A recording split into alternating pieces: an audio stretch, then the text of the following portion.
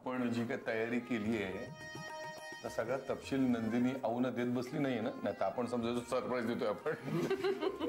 नाही काका, नंदिनी मॅडम नाही करणार असं ना. हे सरप्राईज देण्यासाठी मला बोलवलं का इथे? कसं वाटलं सरप्राईज?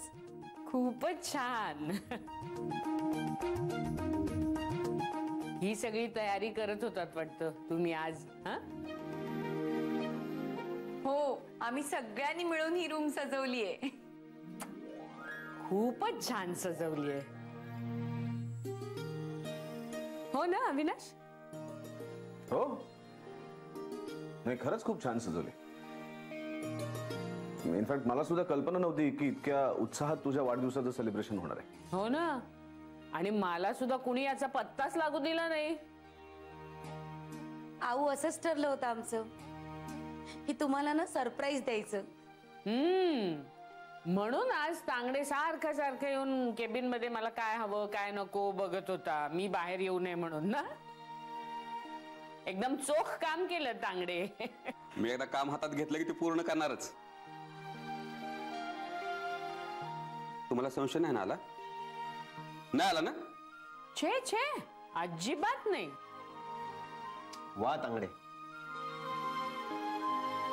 हा, पण एक प्रश्न आहे मला. म्हणजे हे सगळं छानच आहे, पण एक प्रश्न आहे मला. काय हो? ही सगळी तयारी करण्यामध्ये तुमचा बराच वेळ गेला असणार, म्हणजे कामं खोळंबली असणार. मग नवरेने तुम्हाला परवानगी कशी काय दिली? नाही काय आई साहेब, आज तुमचा वाढदिवस म्हणल्यानंतर तो जोशात साजरा झालाच पाहिजे. पण कामात दिरंगाई नाही, म्हणून उद्यापासून लंच टाइमचा निम्मा वेळ घेऊन ऑफिसची सगळी कामं पूर्ण करणार आहेत. अरे बाप रे, ऐकताय ना?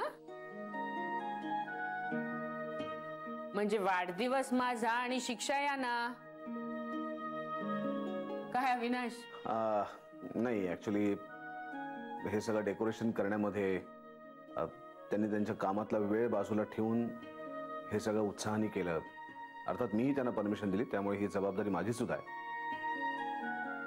पण मला असं वाटतं की आता राहिलेलं काम पूर्ण करण्याची जबाबदारी आपल्या सगळ्यांची आहे, पण त्यासाठी कोणावरही सक्ती नाही. Thank you sir. रजनी जरा. हा. अरे वा, औक्षण. अमित खुर्ची घे. हो. बस हो.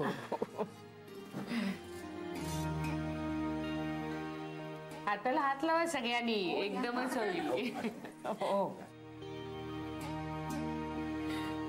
अगे आदिती, तू का मागे ये.